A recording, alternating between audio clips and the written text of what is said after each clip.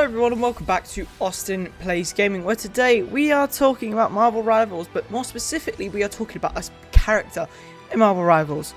For so long, the main throw poster child character was Black Widow, but now that she's had a rework in Season 9, she is now one of the most banned characters in Marvel Rivals ranked, which I think is weird, but here we are. And if I'm being completely honest, there is a character that is now probably the worst in the ranks, and it is Mr. Fantastic.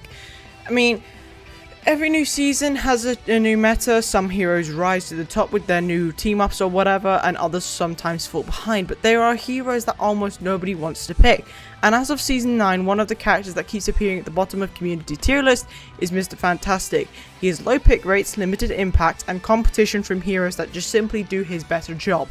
So today we are going to talk about why he is the worst character in Marvel Rivals. Is it a sad video? Yes, but is it true? Also yes. So let's begin.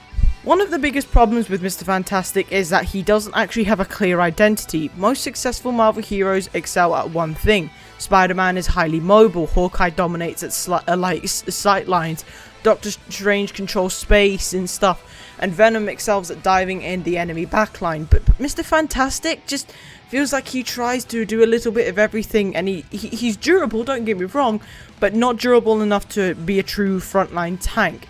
He deals damage, but not enough to compete with dedicated duelists. He has utility, but not enough to justify picking him over like stronger strategists, and then obviously other duelists and tanks.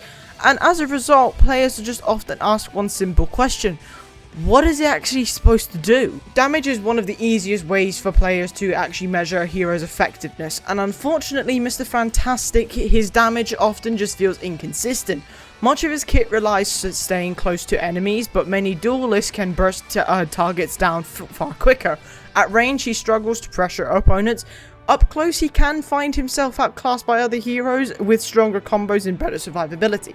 He rarely is the biggest threat on the battlefield, and if enemies don't see you as a threat, they're usually free to ignore you and often just kill you straight up. And also, his mobility just has some of the most limitations in the game. It's actually ridiculous. Stretching across the battlefield sounds very powerful, and visually, like, it absolutely is. Don't get me wrong, he is Mr. Fantastic through and through.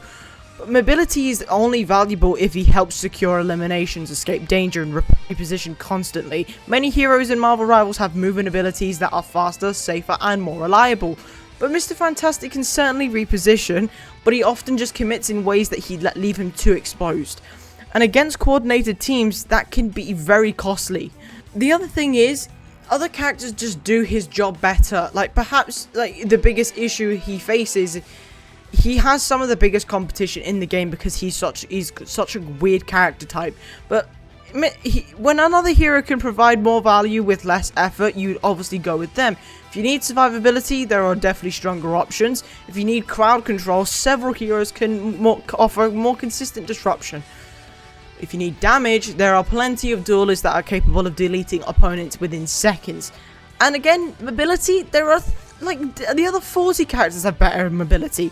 There are heroes that simply perform that role more efficiently. Even if Mr. Fantastic isn't completely ineffective, he often feels just like a second or third choice for whatever role you're actually trying to fill, if a choice not at all.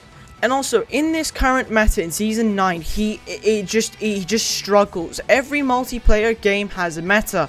Certain heroes naturally become stronger depending on balance changes, team compositions, and map design.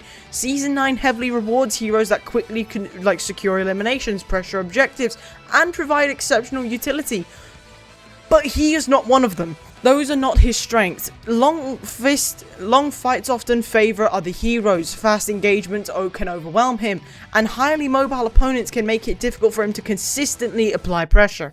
And even when played well, he sometimes feels like he's working harder than other heroes or similar, or even worse results. He is a high-risk character, but there's such low reward when it comes to playing as him. Many of his strongest plays require excellent positioning, accurate timing, and good communication with teammates.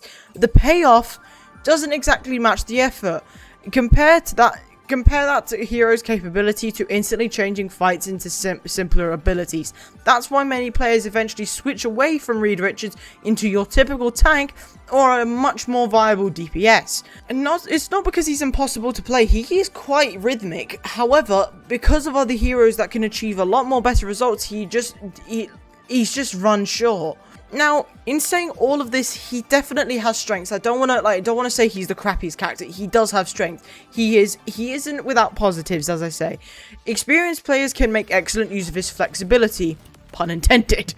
His unique movement allows creative positioning, and his stretching abilities create moments where very few heroes can actually replicate. And in coordinated teams, clever communication can unlock value that random matchmaking often doesn't. He is also simply fun to play, and for many heroes, enjoyment matters more than the actual strongest meta. After all, not every hero has to be top tier to be worth playing. However, if we're talking from a competitive standpoint, he does need to be improved. If the developers decide Mr. Fantastic needs adjustments, there are several areas that they can actually focus on. Increasing his overall damage output, making his mobility feel smoother and more reliable, improving inconsistencies in his abilities, and obviously giving him stronger utility. Or just make him a tank. This was something people have been bugged by so long. Make him a tank. Reinforcing one specific identity instead of trying to cover multiple roles at once isn't working. Sometimes a few targeted balance changes are all that it takes to move a hero from the bottom of the tier list to becoming a fan favorite. He is the worst character in the game right now, and it depends on who you ask. However, if you're talking logistically and from a numerical standpoint and competitively, yes.